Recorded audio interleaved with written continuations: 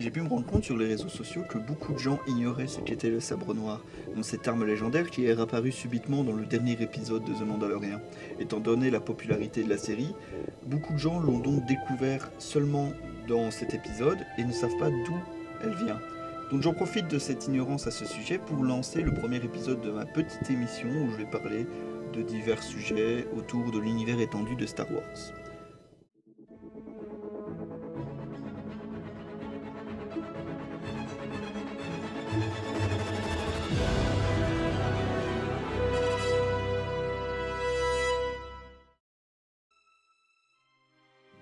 Selon la légende, il fut créé il y a plus d'un millénaire par Tar Vizsla, le premier Mandalorien à avoir jamais été intronisé dans l'ordre Jedi. Après sa mort, les Jedi ont gardé le sabre dans leur temple, jusqu'à ce que des membres de la maison Vizsla s'y introduisent et libèrent le sabre durant la chute de l'ancienne République. Depuis ce haut fait, un nombre considérable de Jedi sont morts de cette lame. Ils utilisèrent le sabre pour unifier le peuple et éliminer ceux qui s'opposèrent à eux. Pendant un temps, pour gouverner Mandalore, il fallait porter cette arme. Ce sabre est un symbole important pour cette maison et est respecté par les autres clans. Cette arme est donc un symbole pour les Mandaloriens, surtout dans leur esprit guerrier. Cependant, cette tradition guerrière fut abandonnée par la duchesse Satine à l'époque de la République galactique. C'était alors Pre Vizsla qui détenait le sabre. Durant la guerre des clones, il était le chef des Death Watch, un groupe mandalorien dissident qui s'opposait au gouvernement pacifiste de la duchesse. Il monta alors un coup d'état aidé du seigneur noir Darth Maul avant de le trahir à son tour. Ce dernier provoqua alors Pre Vizsla en duel qu'il gagna et ce fut donc Darth Maul, le nouveau propriétaire du sabre, ainsi que le leader des Death Watch.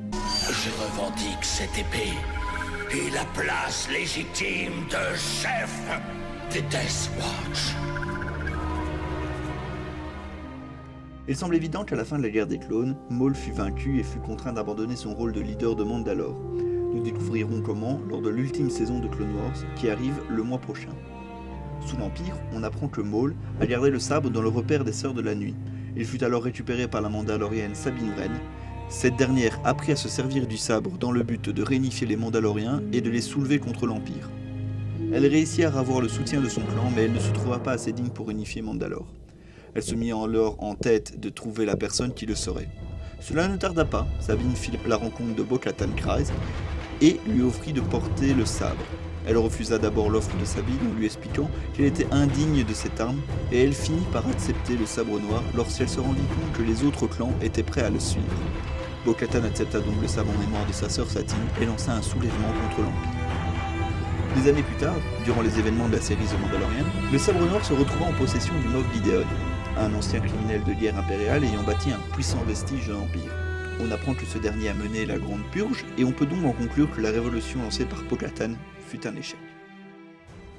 Merci beaucoup d'avoir regardé ce premier épisode, si vous avez aimé n'hésitez pas à le dire, et je vous dis à bientôt pour d'autres informations sur l'univers Star Wars.